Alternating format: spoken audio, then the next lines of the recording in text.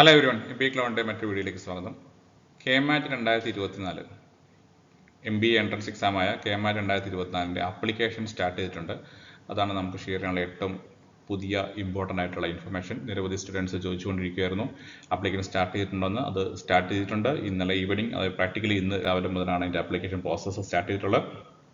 ഈ വീഡിയോയിൽ കവർ ചെയ്യുന്നത് ആപ്ലിക്കേഷൻ്റെ ബേസിക് ഡീറ്റെയിൽസ്, ലാസ്റ്റ് ഡേറ്റ്, മറ്റു കാര്യങ്ങളൊക്കെയാണ് ഈ വീഡിയോയിൽ കവർ ചെയ്യുന്നത്. വീഡിയോ പൂർണ്ണമായിട്ടും കാണാൻ ശ്രമിക്കുക. എങ്ങനെ KMAT എക്സാമിന് പ്രിപ്പയർ ചെയ്യാമെന്നും ഈ വീഡിയോയിൽ ഞാൻ സൂചിപ്പിക്കുന്നു. വീഡിയോ പൂർണ്ണമായിട്ടും കാണുക. നിങ്ങൾ നിലവിൽ സബ്സ്ക്രൈബ് ചെയ്യാത്ത വ്യക്തികളാണെങ്കിൽ ചാനൽ സബ്സ്ക്രൈബ് ചെയ്യാൻ ശ്രമിക്കുക. സോ ദാറ്റ് നിങ്ങൾക്ക് വീഡിയോസുകൾ വളരെ ഫാസ്റ്റായിട്ട് നിങ്ങളിലേക്ക് എത്താനായിട്ട് യൂസ്ഫുൾ ആയിരിക്കും. സോ KMAT 2024 KMAT അതിനെപ്പറ്റി, എക്സാമിനെ പറ്റി വ്യക്തമായ ധാരണ ഇല്ലാത്ത ആൾക്കാർക്ക് വേണ്ടി ഞാൻ ഈ നമ്മുടെ പ്രീവിയസ്ലി ചെയ്ത ഒരു വീഡിയോ പിൻ ചെയ്യുന്നു. KMAT എക്സാമിൻ്റെ ബേസിക് ഡീറ്റെയിൽസ് വെച്ചുകൊണ്ട് നമ്മളൊരു വീഡിയോ ചെയ്തിട്ടുണ്ടായിരുന്നു. അത് ഞാനിവിടെ പിൻ ചെയ്യുവാണ്. KMAT എന്ന് പറയുന്നത് കേരളത്തിലെ MBA അഡ്മിഷന് വേണ്ടിയുള്ള പ്രധാനപ്പെട്ട എൻട്രൻസ് എക്സാംസിൽ ഒന്നാണ്. 3 എൻട്രൻസ് എക്സാംസ് ആണ് നമുക്ക് ഉള്ളത്. ഒന്ന് KMAT, മറ്റൊന്ന് CAT, ഒന്ന് CMAT. അപ്പോൾ CAT എക്സാം കഴിഞ്ഞ് പോയ സ്ഥിതിക്ക് ഇനിയിപ്പോൾ നമ്മുടെ മുമ്പിൽ KMAT, CMAT അങ്ങനെ ഈ 2 എക്സാംസ് ആണ് ഉള്ളത്. അപ്പോൾ നിങ്ങൾ കേരളത്തിൽ MBA അഡ്മിഷൻ പ്രവേശനം ആഗ്രഹിക്കുന്ന വ്യക്തിയാണെങ്കിൽ തീർച്ചയായിട്ടും നിങ്ങൾ എഴുതിയിരിക്കേണ്ട ഒരു ഇമ്പോർട്ടൻ്റ് ആയിട്ടുള്ള എക്സാമാണ് KMAT 2024 എന്ന് പറയുന്നത്. അപ്പോൾ KMAT 2024 ബേസിക് ആയിട്ട് ഡീറ്റെയിൽസിലേക്ക് നോക്കാം. ആദ്യം തന്നെ നമുക്ക് വെബ്സൈറ്റ്, KMATൻ്റെ അപ്ലൈ ചെയ്യാനുള്ള വെബ്സൈറ്റ് എന്ന് പരിചയപ്പെടാം. ഈ ഒരു വെബ്സൈറ്റ് എല്ലാവരും തന്നെ നോട്ട് ചെയ്ത് വെക്കുക.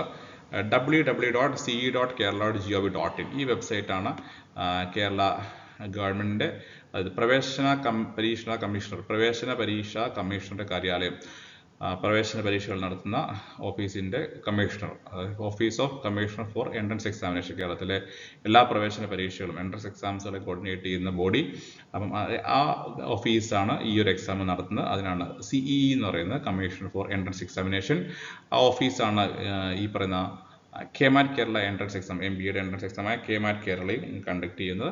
അപ്പം www.ce.kerala.gov.in വെബ്സൈറ്റിൽ നിങ്ങൾ വിസിറ്റ് ചെയ്യുക. അപ്പോൾ ഈ വെബ്സൈറ്റിലേക്ക് നോക്കുകയാണെങ്കിൽ ഇവിടെ തൊട്ട് താഴോട്ട് വരുവാണെങ്കിൽ ഈ UG അഡ്മിഷൻ തൊട്ട് താഴെ വീണ്ടും സ്ക്രോൾ ഡൗൺ ചെയ്യുകയാണെങ്കിൽ PG അഡ്മിഷൻ കാണാൻ പറ്റും. PG അഡ്മിഷൻ നിങ്ങൾ ആദ്യമായിട്ട് തന്നെ നിങ്ങൾക്ക് KMAT 2024 ഓൺലൈൻ അപേക്ഷ സെഷൻ 1 എന്ന് കാണാൻ പറ്റുന്നുണ്ട്. സെഷൻ 1 നമ്മൾ ഉദ്ദേശിക്കുന്നത് സാധാരണയായിട്ട് ഒരു വർഷത്തിൽ 2 തവണ KMAT എക്സാമിനേഷൻ നടത്താറുണ്ട്. അപ്പോൾ അതാണ് സെഷൻ 1 കൊണ്ട് ഇവിടെ ഉദ്ദേശിക്കുന്നത്. അപ്പോൾ ഇവിടുത്തെ ക്ലിക്ക് ചെയ്യുവാണെങ്കിൽ നിങ്ങൾക്ക് വീണ്ടും മറ്റൊരു ടാബിലേക്ക് പോകും. ഈ ഒരു ടാബിലേക്കാണ് അത് മുന്നോട്ട് ലീഡ് ചെയ്തത്. അപ്പോൾ ഇവിടെ നമുക്ക് കൂടുതൽ ഡീറ്റെയിൽസുകൾ നമുക്ക് കാണാൻ പറ്റും. അപ്പോൾ ഇവിടെ നിങ്ങൾ പ്രധാനമായിട്ടും ശ്രദ്ധിക്കേണ്ട കാര്യം, ഇവിടെ ലെഫ്റ്റ് സൈഡിൽ കുറച്ച് കാര്യങ്ങൾ അറേഞ്ച് ചെയ്തിട്ടുണ്ട്, അതുപോലെ തന്നെ റൈറ്റ് സൈഡിൽ കുറച്ച് കാര്യങ്ങളുണ്ട്. ഇതൊക്കെയാണ് ശ്രദ്ധിക്കേണ്ടത്. ഇവിടെ ഏറ്റവും ഇമ്പോർട്ടൻ്റ് ആയ ഒരു കാര്യം ശ്രദ്ധിക്കുക, ആപ്ലിക്കേഷൻ സ്റ്റാർട്ട് ഡേറ്റ് കൊടുത്തിട്ടുണ്ട്. അപ്പോൾ ഇന്നലെയാണ് ആപ്ലിക്കേഷൻ സ്റ്റാർട്ട് ഡേറ്റ് ആയിട്ട് കൊടുത്തിട്ടുള്ളത്. അപ്പം ആപ്ലിക്കേഷൻ ക്ലോസ് ഡേറ്റ് ആണ് ഏറ്റവും ഇമ്പോർട്ടൻ്റ്. നമുക്ക് ഒരുപാട് ദിവസം അപ്ലൈ ചെയ്യാനായിട്ടില്ല. ഇനി കൃത്യമായിട്ട് പറയുകയാണെങ്കിൽ 9 ദിവസമാണ് അപ്ലൈ ചെയ്യാനായിട്ടുള്ളത്. അപ്പോൾ ഫെബ്രുവരി 9-ാം തീയതിയാണ് ഇതിൻ്റെ ലാസ്റ്റ് ഡേറ്റ്. ഫെബ്രുവരി 9-ാം തീയതി എന്ന് പറയുമ്പോൾ വീണ്ടും എടുത്തു പറയുന്നത് ഫെബ്രുവരി 9-ാം തീയതി 4 മണി വരെയാണ് പറഞ്ഞിട്ടുള്ളത്. അപ്പോൾ അതുകൊണ്ട് പ്രാക്ടിക്കലി 9-ാം തീയതി എന്ന് പറയും, ഞാൻ പറയുന്നത് 8-ാം തീയതി, ഫെബ്രുവരി 8-ാം തീയതിയാണ് എൻ്റെ ആപ്ലിക്കേഷൻ ലാസ്റ്റ് ഡേറ്റ്. അപ്പോൾ 8-ാം തീയതി മനസ്സിൽ വെച്ച് മുന്നോട്ട് പോവുക. 9-ാം തീയതി ചിലപ്പോൾ പലരും ഈവനിങ് ഒക്കെ അപ്ലൈ ചെയ്യാൻ നോക്കും, ചിലപ്പോൾ ലിങ്ക് ക്ലോസ് ചെയ്തിട്ടുണ്ട്. അപ്പോൾ 8-ാം തീയതി, ഫെബ്രുവരി 8-ാം തീയതി ലാസ്റ്റ് ഡേറ്റ് എന്നുള്ള രീതിയിൽ മനസ്സിലാക്കി മുന്നോട്ട് പോകുക. അപ്പോൾ ഇതാണ് ആപ്ലിക്കേഷൻ്റെ ലാസ്റ്റ് ഡേറ്റ്. ഇനി നിങ്ങൾ അടുത്ത ശ്രദ്ധിക്കേണ്ടത്, ഇതിലെ application registration form, if you are A new user, ഈ രജിസ്ട്രേഷനിലേക്ക് കടക്കുന്നതിന് മുമ്പായിട്ട് നിങ്ങൾ ലെഫ്റ്റ് സൈഡിൽ കാണുന്ന ഈ ടാബുകളൊക്കെ ഒന്ന് വായിച്ച് മനസ്സിലാക്കിയ ശേഷം രജിസ്ട്രേഷൻ പ്രോസസ്സിലേക്ക് പോകുക. അത് നിങ്ങൾക്ക് വളരെ യൂസ്ഫുൾ ആയിരിക്കും. ഇവിടെ നമുക്ക് എന്തൊക്കെയുള്ളതെന്ന് പരിചയപ്പെടാം. ഇൻഫർമേഷൻ ബുള്ളറ്റിൻ ഉണ്ട്, നോട്ടിഫിക്കേഷൻ ആൻഡ് ഗവൺമെൻറ് ഓർഡേഴ്സ് ഉണ്ട്, pre request for applying online ഉണ്ട്, guidelines for uploading images ഉണ്ട്, അങ്ങനെ കുറച്ച് കാര്യങ്ങളൊക്കെ കൊടുത്തിട്ടുണ്ട്. അപ്പോൾ ഇതിൽ ആദ്യം നിങ്ങൾ വായിക്കേണ്ട കാര്യം നോട്ടിഫിക്കേഷൻ ആൻഡ് ഗവൺമെൻറ് ഓർഡേഴ്സ് ആണ്. ഈ നോട്ടിഫിക്കേഷൻ ഗവൺമെൻറ് ഓർഡേഴ്സിൽ എന്തൊക്കെയാണ് ഉള്ളതെന്ന് ചെക്ക് ചെയ്യുക. നോട്ടിഫിക്കേഷൻ ഗവൺമെൻറ് ഓർഡേഴ്സ് ക്ലിക്ക് ചെയ്യുമ്പോൾ 2 കാര്യങ്ങൾ കാണാൻ പറ്റുന്നുണ്ട്. ഒരു ഗവൺമെൻറ് ഓർഡറാണ്. ബേസിക്കലി ഇതാണ് ഗവൺമെൻറ് ഓർഡർ, അല്ലെങ്കിൽ പത്രക്കുറിപ്പായിട്ട് കാണാൻ പറ്റും. അവിടെ എഴുതിയിട്ടുണ്ട് 2024 അധ്യയന വർഷത്തിൽ MBA പ്രവേശനത്തിലുള്ള കമ്പ്യൂട്ടർ അധിഷ്ഠിത പ്രവേശന പരീക്ഷ. അപ്പോൾ എക്സാം കമ്പ്യൂട്ടർ ബേസ്ഡ് ആണെന്നുള്ളത് ഇവിടെ വ്യക്തമാണ്. കേരള KMAT സെക്ഷൻ 1 അതിൻ്റെ ആപ്ലിക്കേഷൻ ജനുവരി 30 മുതൽ ഫെബ്രുവരി 9 വൈകുന്നേരം 4 മണി വരെ ഇന്ന വെബ്സൈറ്റിൽ www.ce.kerala.gov വെബ്സൈറ്റിൽ ത്രൂ അപ്ലൈ ചെയ്യാമെന്ന് കൊടുത്തിട്ടുണ്ട്. ഡീറ്റെയിൽസ് ഇവിടെ കാണാൻ പറയും. ഇതാണ് ഫസ്റ്റ് നോട്ടിഫിക്കേഷൻ. വീണ്ടും നിങ്ങൾ തിരിച്ച് ആ പേജിലേക്ക് വരുവാണെങ്കിൽ നോട്ടിഫിക്കേഷൻ എന്ന് പറയുന്ന ഒരു പേജ് കാണാൻ പറ്റും. ഈ നോട്ടിഫിക്കേഷനിലാണ് എക്സാമിൻ്റെ കൂടുതലായിട്ടുള്ള ഡീറ്റെയിൽസുകൾ കാണാൻ സാധിക്കുക. അപ്പോൾ ഈ നോട്ടിഫിക്കേഷനിൽ എന്താ ഉള്ളത് എന്നും കൂടി നമുക്ക് നോക്കാം. അപ്പോൾ നോട്ടിഫിക്കേഷൻ ആദ്യമായിട്ട് നിങ്ങൾ മനസ്സിലാക്കേണ്ടത്, ഇതിൽ ഫസ്റ്റ് എഴുതിയിരിക്കുന്ന എലിജിബിലിറ്റി ആണ്. ഇതൊന്ന് ഡീറ്റെയിൽ ആയിട്ട് വായിച്ച് മനസ്സിലാക്കുക. ഇത് 3 പേജോളമുള്ള ഒരു ഡോക്യുമെൻ്റ് ആണ്. എലിജിബിലിറ്റി ആർക്കൊക്കെയാണ് എലിജിബിൾ, നാഷണാലിറ്റി ആൻഡ് നേറ്റിവിറ്റി കൊടുത്തിട്ടുണ്ട്. Indian and non Indians are eligible to apply, but only Kerala candidates are eligible for all type of reservation. Kerala കാൻഡിഡേറ്റ്സിനാണ് എല്ലാ റിസർവേഷനും അനുവദനീയമായിട്ടുള്ള എന്ന് എഴുതിയിട്ടുണ്ട്. അപ്പം എഗെയിൻ ഏജ് റെസ്ട്രിക്ഷൻ ഇന്നുമില്ല. അക്കാഡമിക് ക്വാളിഫിക്കേഷനെ പറ്റി ഇവിടെ എഴുതിയിട്ടുണ്ട്, അത് വായിച്ച് വ്യക്തമായിട്ട് മനസ്സിലാക്കുക. എഗെയിൻ കമ്പ്യൂട്ടർ ബേസ്ഡ് എക്സാം ആണ് എന്ന് പ്രത്യേകം എടുത്ത് എഴുതിയിട്ടുണ്ട്. കമ്പ്യൂട്ടർ ബേസ്ഡ് എക്സാംസ് ആണ്. മുമ്പ് നമ്മൾ ഇൻട്രോഡക്ടറി വീഡിയോയിൽ ഗെമാറ്റിനെ പറ്റി മുമ്പ് സൂചിപ്പിച്ച വീഡിയോ പറഞ്ഞ പോലെ തന്നെ എക്സാം പാറ്റേണിന് അതേ പാറ്റേൺ തന്നെയാണ് ഇത്തവണയും ഫോളോ ചെയ്യുന്നത്. 180 ക്വസ്റ്റ്യൻസ് ആണ് ഒബ്ജക്റ്റീവ് ടൈപ്പ്. 180 ക്വസ്റ്റ്യൻസ് ആണുള്ളത്. ഓരോന്ന് 4 മാർക്ക് വെച്ച് അങ്ങനെ 720 ക്വസ്റ്റ്യൻസ് എന്നുള്ള രീതി തന്നെയാണ്. ആ മാറ്റിയിട്ടില്ല. പക്ഷേ നെഗറ്റീവ് മാർക്ക് ഉണ്ട്. Wrong answer 1 mark will be detected എന്നുള്ള നെഗറ്റീവ് മാർക്ക് കൊടുത്തിട്ടുണ്ട്. Again questions will be based on ഈ പറയുന്ന 4 ഏരിയാസ് ബേസ് ചെയ്തിട്ടായിരിക്കും ക്വസ്റ്റ്യൻസ് ഉണ്ടാവുക. ഇതും പാറ്റേൺ മാറിയിട്ടില്ല. മുമ്പ് നമ്മൾ സൂചിപ്പിച്ച സെയിം പാറ്റേൺ തന്നെയാണ്. ഇംഗ്ലീഷിന് 50 ക്വസ്റ്റ്യൻസ്, ക്വാണ്ടിറ്റേറ്റീവ് ആപ്റ്റിറ്റ്യൂഡിന് 50 ക്വസ്റ്റ്യൻ, ഡാറ്റ സഫിഷ്യൻസിക്ക് 40 question, logical reasoning 40 question, data sufficiency and logical reasoning 40 question, again general knowledge and current affairs 40 question എന്നുള്ള പാറ്റേൺ മാറിയിട്ടില്ല. ക്വാളിഫൈ മാർക്ക് എത്രയാണെന്ന് കൊടുത്തിട്ടുണ്ട്, അതെന്താണെന്ന് പരിശോധിക്കുക. അതായത് ഇത് എത്ര മാർക്കാണ് ക്വാളിഫൈഡ് ആകാൻ വേണ്ടത്. 720-ന് 10% മാർക്ക്, അതാണ് 72 മാർക്ക്. അതാണ് ഒരു SC BC അഥവാ general candidate, general category SC BC category കാൻഡിഡേറ്റിന് ആവശ്യമായിട്ടുള്ള മാർക്ക് 10%, അതായത് 72 ആണ്. 720-ൽ 10%, 720-ന് 10%, 72 മാർക്കാണ് ആവശ്യമുള്ളത്. എഗെയിൻ SC ST PD കാൻഡിഡേറ്റ്സിനുള്ള മാർക്ക് 7.5% ആണ്. അവർക്ക് 2.5% റിലാക്സേഷൻ ഉണ്ട്. 54 മാർക്കാണ് അവർക്ക് ആവശ്യമായിട്ടുള്ളത്. അപ്പോൾ ഇതാണ് ക്വാളിഫൈ മാർക്ക് എന്നെ കൊണ്ട് ഉദ്ദേശിക്കുന്നത്. Again submission of online application fee mention ചെയ്തിട്ടുണ്ട്. എഗെയിൻ ഇവിടെയും 1000 രൂപയാണ് general and SC BC category കാൻഡിഡേറ്റിനുള്ളത്. എഗെയിൻ 500 രൂപയാണ് SC കാൻഡിഡേറ്റിനുള്ള ആപ്ലിക്കേഷൻ ഫീ. ST കാൻഡിഡേറ്റ്സിന് ആപ്ലിക്കേഷൻ ഫീ ഒഴിവാക്കിയിട്ടുണ്ട്.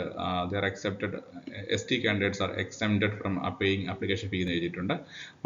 അപ്പം റിസർവേഷൻ ഡീറ്റെയിൽസ് അല്ലെങ്കിൽ SC BC SC ST ഡീറ്റെയിൽസുകൾ അനക്ഷറിൽ കൊടുത്തിട്ടുണ്ടെന്ന് എഴുതിയിട്ടുണ്ട്. അത് പ്രോസ്പെക്ടസ് ഇതുപോലെ തന്നെ മറ്റു ഡോക്യുമെൻ്റ് പ്രോസ്പെക്ടസ് വെക്കണം. പ്രോസ്പെക്ടസിന് അനക്ഷറിൽ കാണാൻ പറ്റുന്നതാണ്.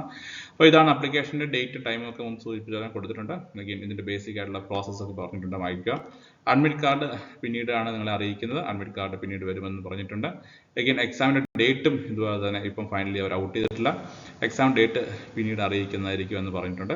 അപ്പോൾ ഇത്രയാണ് ഇതിനകത്തുള്ള ബേസിക് ആയിട്ടുള്ള കാര്യങ്ങൾ. എന്ത് തന്നെയാണ് ഇതെല്ലാം വായിച്ചെന്ന് മനസ്സിലാക്കുന്നതാണ്. അപ്പോൾ ഇത് നിങ്ങൾക്ക് ആപ്ലിക്കേഷൻ പ്രോസസ്സ് സ്മൂത്തായിട്ട് ചെയ്യാനായിട്ട് നമ്മളെ വളരെ യൂസ്ഫുൾ ആയിരിക്കും. വീണ്ടും നമ്മൾ ഈ ഒരു പേജിലേക്ക് വരുവാണെങ്കിൽ, ഇവിടെ ആപ്ലിക്കേഷൻ്റെ ഹോം പേജിലേക്ക് വരുവാണെങ്കിൽ, ഇവിടെ വീണ്ടും നമുക്ക് നിലവിൽ നമ്മൾ സംസാരിച്ചത് നോട്ടിഫിക്കേഷൻ ഗവൺമെൻറ് ഓർഡറിനെ പറ്റിയാണ്. ഇത് കൂടാണ്ട് അവിടെ ഇൻഫർമേഷൻ ബുള്ളറ്റിൻ എന്ന് പറയുന്ന നോട്ടിഫിക്കേഷൻ ഗവൺമെൻറ് ഓർഡർ നമ്മളിപ്പോൾ സംസാരിച്ച് കഴിഞ്ഞു. ഇൻഫർമേഷൻ ബുള്ളറ്റിൻ എന്ന് പറയുന്ന ഡോക്യുമെൻ്റ് ഉണ്ട്. ഇത് നിങ്ങൾ വായിക്കുന്നതാണ്. ഇതിന് മൂന്നാമതൊരു document prerequisites for applying online ആണ്. അതായത് ഓൺലൈനിൽ അപ്ലൈ ചെയ്യുമ്പോൾ നമ്മൾ ശ്രദ്ധിക്കേണ്ട ചില കാര്യങ്ങൾ എന്നുള്ളതാണ് ഇവിടെ ഉദ്ദേശിക്കുന്നത്.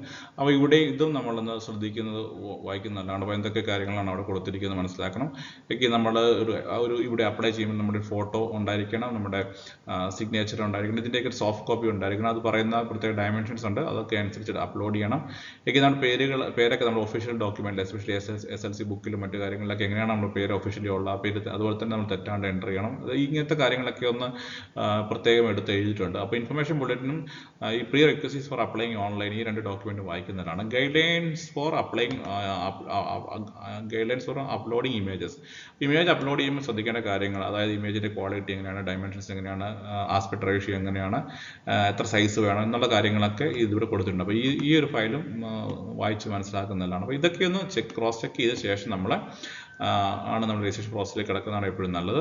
അപ്പോൾ ആദ്യം തന്നെ നിങ്ങൾ രജിസ്ട്രേഷൻ സ്റ്റാർട്ട് ചെയ്യുമ്പോൾ ഇവിടെ ന്യൂ യൂസർ ആണെങ്കിൽ ഇവിടെ ഒന്ന് രജിസ്റ്റർ ചെയ്യുക. അപ്പോൾ തുടക്കത്തിൽ നിങ്ങളൊരു ലിങ്ക് ക്ലിക്ക് ചെയ്ത് നിങ്ങളുടെ കാൻഡിഡേറ്റിൻ്റെ ബേസിക് ഡീറ്റെയിൽസ്, അതായത് ഫോൺ നമ്പർ, ഇമെയിൽ ഐ ഡിയും കൊടുക്കുക എന്നുള്ളതാണ്. അപ്പോൾ ഇമെയിൽ ഐ ഡി കൊടുക്കുമ്പം ഒന്ന് ഉറപ്പ് വരുത്തും നിങ്ങൾ ഇമെയിൽ ഐ ഡി ശരിയായിട്ട് കൊടുക്കുന്നു, ഫോൺ നമ്പർ ശരിയായിട്ട് കൊടുക്കുന്നു. കാരണം നിങ്ങളുടെ ഒരു കൺഫർമേഷൻ അല്ലെങ്കിൽ OTP ഇതിലേക്ക് വരാൻ സാധ്യതയുണ്ട്.